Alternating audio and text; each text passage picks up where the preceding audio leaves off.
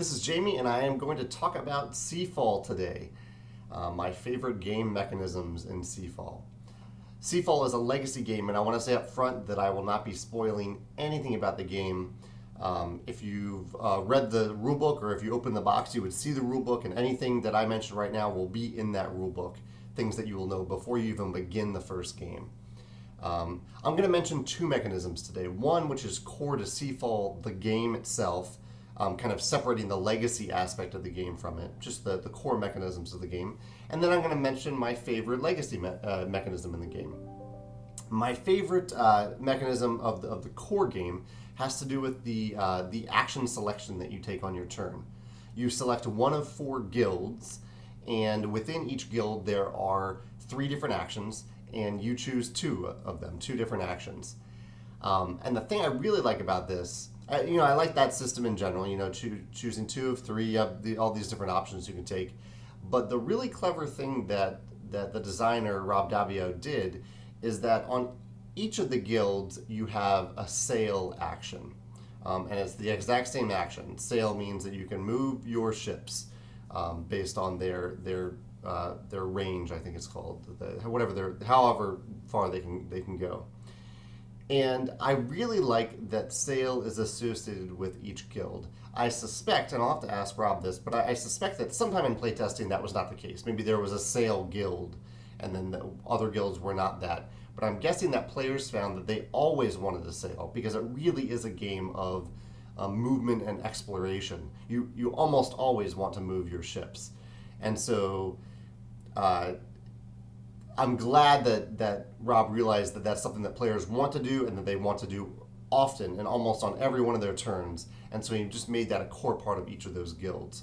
You don't always have to do it. There will be times when maybe you want to take the 2 other actions for that guild and you choose not to sail, but it's exceedingly rare, at least from my experience so far in the game. I'm 3 games in. The legacy mechanism, my favorite legacy mechanism in Seafall, and there are a lot of them, and my opinion on this might change over the course of the campaign. But right now, my favorite legacy mechanism is just a small thing that happens at the end of the game, which is you get to permanently improve one of your ships. You can change how far the ship moves, you can change how good they are at exploring, how good they are at raiding, or how much stuff they can hold. And I love the idea of making a truly permanent change to your ships. And there are tons of interesting decisions within this one choice. Like, do you balance out all your ships? Do you make each one pretty good? Do you do what I've done, and I've made one of my ships be able to travel really, really far? It makes me feel unique. I have a unique thing that no other players have.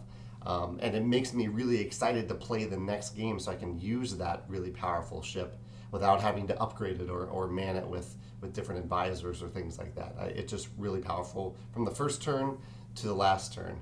I really, really like that. It's just a small choice. I mean, it's such a small choice. It's right at the end of the game. It's one little thing you fill in. But I love that decision, and it really does make me excited about the next game. I think games... I like it when legacy games or campaign games do something at the end of the game that makes you really excited to use that ability or that function in the next game. That's one of my favorite things about legacy games in general. So if you have a non-spoiler mechanism to share about Seafall that you really enjoy, I'd love to hear it in the comments. Or if you just have a favorite legacy game mechanism that you'd like to share. This is kind of similar to another video I did recently, but I love talking about legacy games, so if you want to share it, I will definitely talk about it. Thanks.